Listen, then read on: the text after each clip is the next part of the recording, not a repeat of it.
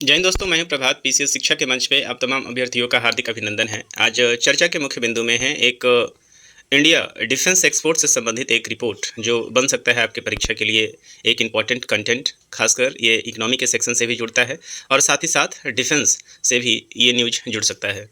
तो आइए चलते हैं सेशन में, देखते हैं क्या है रिपोर्ट। और भारत के लिए काफ़ी अच्छा संकेत है। आने वाले समय में विकसित भारत के लिए ये बहुत ही ज़रूरी है। तो आइए चलिए चलते हैं अपने सेशन में। इससे पहले आपको याद करा दें कि यदि आपने सेशन को चैनल को सब्सक्राइब नहीं किया है तो चैनल को जरूर सब्सक्राइब कर लें, ताकि इस तरह के इंपॉर्टेंट अपडेट आपको टाइमली मिलते रहें। आइए देखते हैं क्या है पूरा का पूरा ये न्यूज। तो जो मैंने रेफरेंस लिया हुआ है, ये रेफरेंस आप देख सकते हैं, दैनिक जागरण ने इसे 19 जून के न्यूज़पेपर में प्रकाशित किया था। इस आर्टिकल को आप देख सकते हैं, जहां बताया गया है हेडिंग के रूप में 11 वर्षों में रक्षा निर्यात के क्षेत्र में भारत मजबूत ग्लोबल लीडर के रूप में उभरा है।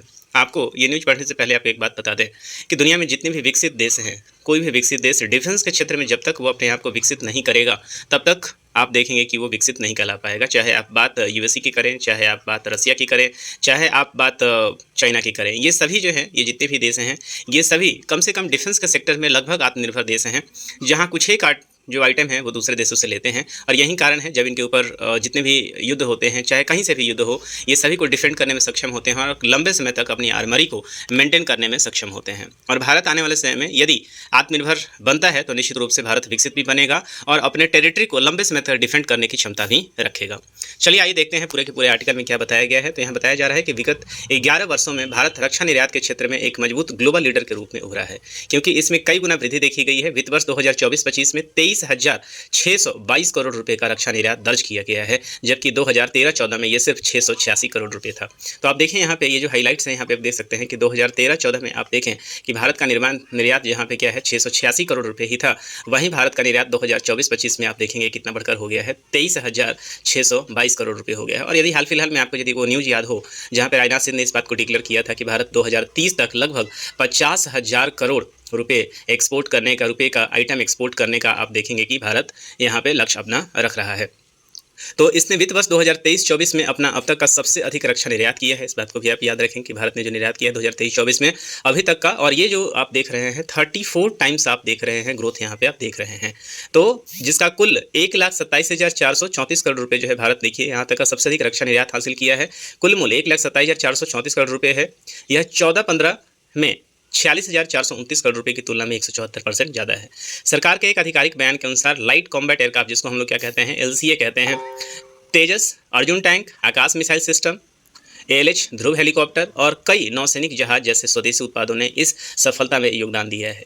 यह वृद्धि केंद्रीय नीतियों और आत्मनिर्भरता के लिए मौजूद प्रयास से प्रेरित है। वित्त वर्ष 2024-25 में भारत ने जहां 23,622 करोड़ रुपए का रक्षा निर्यात दर्ज किया है, जो वित्त वर्ष 13-14 के 686 करोड़ रुपए था, निजी क्षेत्र में 15,233 करोड़ रुपए का योगदान दिया है। मोस्ट इंपॉर्टेंट ये फैक्ट आप याद कर लेंगे कि यहाँ पे चूंकि जो अभी भारत यहाँ पे काम कर रहा है वो पीपीपी मॉडल के ऊपर काम कर रहा है। यहाँ आप देख रहे हैं कि रक्षा के क्षेत्र में प्राइवेट प्लेयर को आपने यहाँ पे इनवाइट किया गया है, और इसका रिजल्ट आप देख रहे हैं कि 15,233 करोड़ रुपए जो है वो यहाँ पे किसका योगदान रहा है, प्राइवेट में, जहाँ भारत ने कुल रक्षा निर्यात जो है 23,622 करोड़ रुपए किया है, जबकि रक्षा या सार्वजनिक उपक्रम ने यहाँ केवल 8,389 करोड़ रुपए का योगदान दिया है। तो आप देख सकते हैं कि 15,000 लगभग दोगुने से, आप देखिए सार्वजनिक, जो कि हमारे यहाँ सार्वजनिक के रूप में आप देख सकते हैं कौन कौन ये काम करता है, तो एचएएल ये काम करता है, डीआरडीओ ये काम करता है, तो इनके द्वारा केवल 8,389 करोड़ रुपए ही आप देखेंगे कि यहाँ पे उसमें योगदान है, जबकि इसके दोगुने के आसपास आप देखेंगे प्राइवेट प्लेयर्स का योगदान है।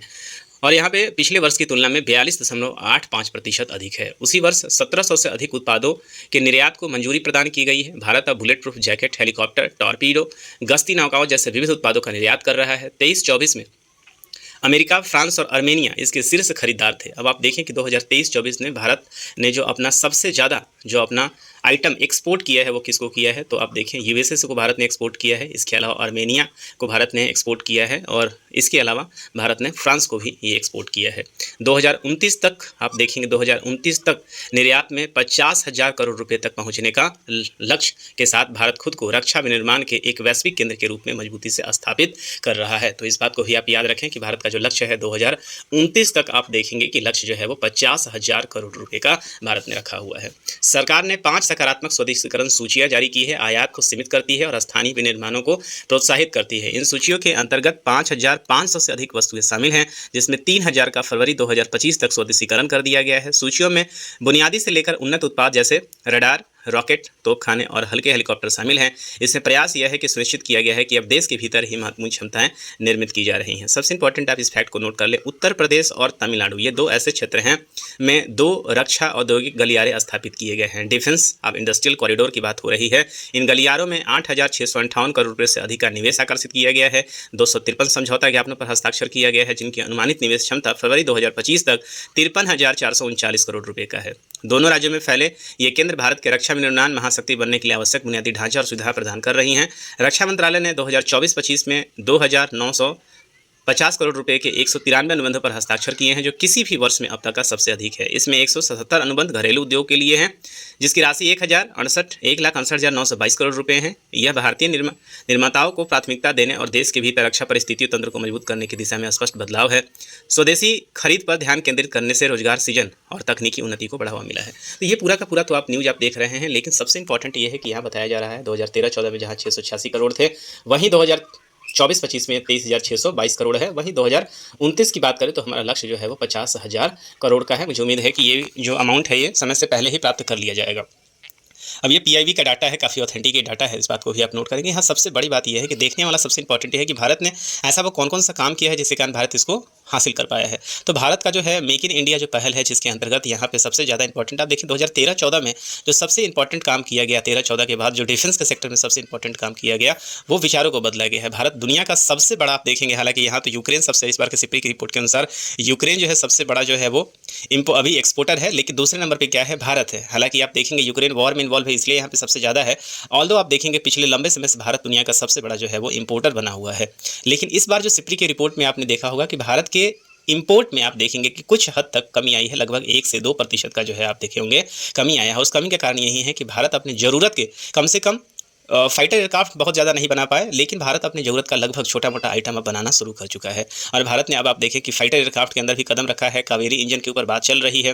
भारत का एमका प्रोजेक्ट जो है अभी आप देख रहे हैं, इसके ऊपर भारत ने ग्रीन सिग्नल दे दिया है और यहाँ पे लगातार प्राइवेट प्लेयर्स और विदेश भर से आप देखेंगे सभी को बुलाया जा रहा है। 2013-14 के पहले आप देखेंगे तो भारत में सबसे पहले तो एक्सपोर्ट के ऊपर बात ही नहीं की जाती थी, डिफेंस के ऊपर, और बात यदि की भी जा रही थी तो वहाँ डिपेंडेंसी किसके ऊपर थी, तो एचएएल के ऊपर डिपेंडेंसी थी एयरक्राफ्ट के मामले में, और लगभग सारे के सारे जो हैं पीएसयू हैं उनके ऊपर डिपेंड था। लेकिन भारत ने इस बार क्या किया है, सारे प्राइवेट प्लेयर को इन्वाइट किया है। इसका उदाहरण आप ताज़ा देख सकते हैं कि भारत का जो अभी C295 एयरक्राफ्ट जो बड़ौदा में भी बन रहा है, इसके फ्यूजलेज, जहाँ पे हम लोगों ने स्पेन के साथ समझौता किया है, वहाँ इसके लिए टाटा जो है वो साथ काम कर रही है। रिलायंस आप देख रहे हैं इसके लिए सामने आया है, और भारत के जितने भी आप देखेंगे बड़े बड़े इंडस्ट्रियलिस्ट है वो अब सामने निकल कर आ रहे हैं। और यही कारण है कि भारत इस ग्रोथ को लगातार तेज़ी से अचीव कर पा रहा है। तो आने वाले समय में उम्मीद करते हैं कि इससे इंपॉर्टेंट जो भी अपडेट होगा वो सभी आपके पास लेकर आएंगे, और इस डाटा को आप जरूर निश्चित रूप से याद कर लें।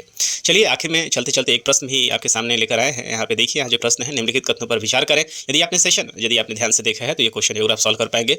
2013-14 में भारत का रक्षा निर्यात केवल 686 करोड़ रुपये था। स्टेटमेंट नंबर 1 है आपका। 2024 में यह बढ़कर 23,622 करोड़ रुपये हो गया है, और 2030 तक भारत का लक्ष्य 40,000 करोड़ रुपये का है। तो आपको इसमें से बताना है उपयुक्त कथनों में से कितने सही हैं, केवल एक, केवल दो, सभी या कोई भी नहीं। तो आप देख सकते हैं यहाँ पे तो पहला जो स्टेटमेंट है बिल्कुल सही है, दूसरा स्टेटमेंट भी आपको सही नजर आ रहा है, और तीसरा जो स्टेटमेंट है ये यहाँ पे बताया गया है 2029 तक भारत 50,000 करोड़ रुपए का लक्ष्य रखा हुआ है। तो ये स्टेटमेंट जो है आपका क्या हो जाएगा, गलत हो जाएगा। तो यहाँ पे जो सही उत्तर होगा वो आप देख सकते हैं, केवल 2 जो है यहाँ पे सही उत्तर हो जाएगा। तो मुझे उम्मीद है कि ये पूरा का पूरा सेशन आपके परीक्षा के दृष्टिकोण से काफ़ी इंपॉर्टेंट होगा, आप इसे समझ पाए होंगे।